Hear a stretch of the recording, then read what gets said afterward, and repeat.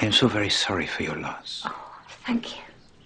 You're the detective, are you? Oui, madame. Oh, it's very good of you, I'm sure, to come down here and help us. Doria, I do not wish to distress you.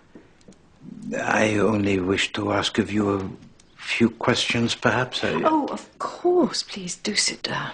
Merci, madame. No, Mrs. Oliver? I'm afraid she's come down with Miranda's cold. Oh. Madame, you saw no one leave the room during the game of the Snapdragon? No. It was pitch black, you see. And there was an awful lot of toing and froing. Yes, no wonder nobody noticed him. Noticed who, madame? The killer. Oh, the police think it was a tramp or something, don't they? Oui, but you know this remark that was made by your daughter, that she once witnessed a murder?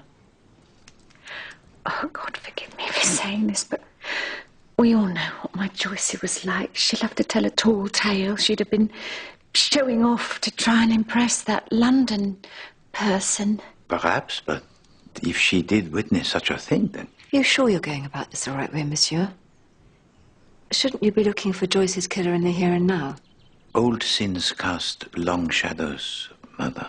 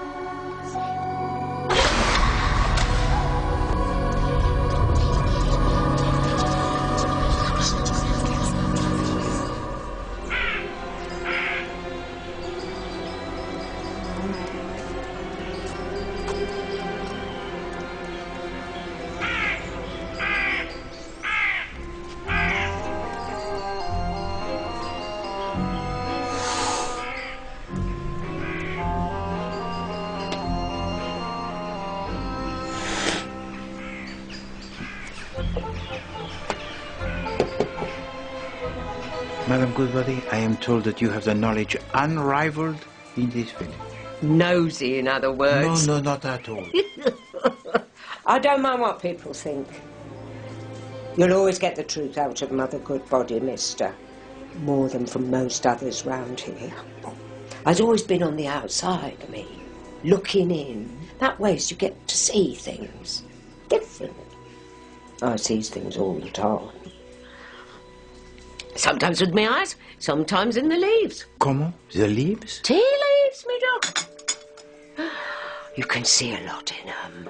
Past, future, sometimes just tea.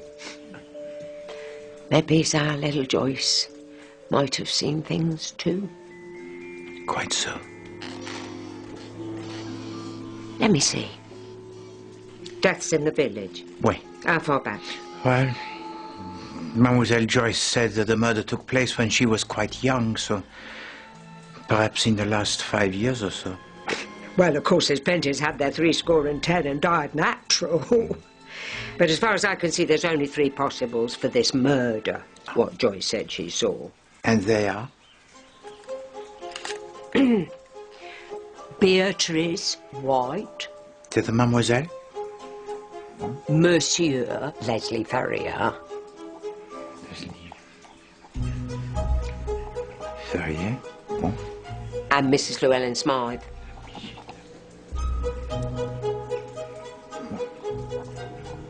Llewellyn Smythe. Alors let us take them then in the order of their deaths. Mrs. Llewellyn Smythe went first. 2.5 years back, she was Mrs. Drake's old aunt. I used to char for her, and then she got rid of me and got herself an opera girl. An opera girl? An au pair girl. No, that's what I said. Olga Semenov. Foreign, she was. The vicar arranged it. I always thought that Olga was a right little gold digger. Mrs. Llewellyn Smythe was rich, you see. Ooh, rich as Croesus. So there was some suspicion surrounding her death? Well, she had a bad heart. Nobody said there was anything funny about her going like that. But it was sudden. So therefore it is possible that she was poisoned by this Olga. But then, how would little Joyce know of a thing like this? Oh, it's possible, isn't it? Oui. And the next name, Leslie Ferrier? He was a clerk, solicitor's clerk here in the village. They never got who did it. But the point is, he and Joyce were under the same roof. He was Mrs. Reynolds' lodger. Ah, so there is certainly the connection there. And this Leslie Ferrier, did he have any other associates? Well, he was courting a girl in the village. That tarty piece, Rowena Drake's daughter. Ah. And yet the little Joyce said that I did not know at that time it was a murder. So this does not fit in with a crime of such violence. Alors, the last name, this Mademoiselle Beatrice White? She was Joyce's schoolteacher. Drowned. Accident, they reckon. Apparently, she had been drinking.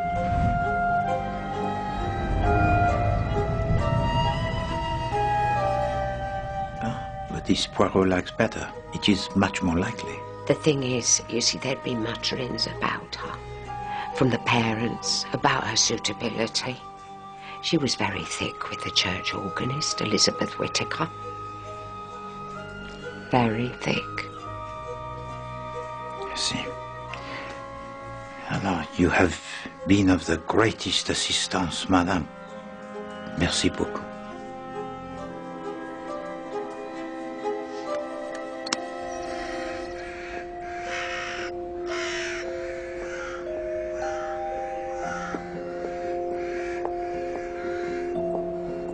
Evening, Vicar.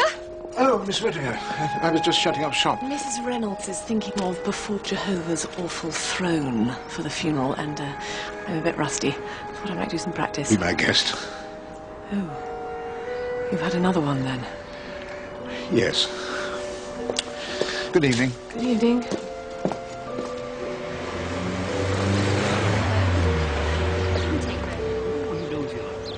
Tell to me, if you please, Monsieur Fullerton. Were you satisfied with Monsieur Leslie Ferrier as an employee? He had his points, handled clients well, but... But? He'd been in bother with the police when he was younger. I gave him the benefit of the doubt, took him on here. Didn't really work out, though, alas. No? I rather suspected he was snooping into private documents. I was on the point of giving him a formal warning when... He was stabbed to death, no? I'm afraid so. Vraiment. Now, I am given to understand that Monsieur Leslie Ferrier was close to Mademoiselle Frances, the daughter of Madame Drake? I believe they were stepping out together, yes. And I wonder, Monsieur Fullerton, did you ever act on behalf of the late Madame Llewellyn Smythe? I did indeed. Nothing fishy about her passing, I'd say. She was a good age. No, the queer business was what happened afterwards with the will. The will? As you are aware, Louise Llewellyn Smythe's last will and testament have remained unaltered for several years now. Legacies were Francis and Edmund. Then the bulk of the estate passed on to yourself, Mrs. Drake, and to your late husband. Come on, Fullerton. Don't drag it out. A few weeks ago, however, I received the following letter from Mrs. Llewellyn Smythe, which contained the following document. It is a codicil to the original will drawn up in her own hand. Your aunt states clearly her desire to leave her entire estate and fortune to Miss Olga Seminoff. What? Must be some mistake. Olga? The notion that she would disinherit her own flesh and blood and leave everything to a virtual stranger, well... And the family Drake, they contested the codicil, huh? No need in the end. A forgery. A forgery? D'accord. And what became of Olga Semin?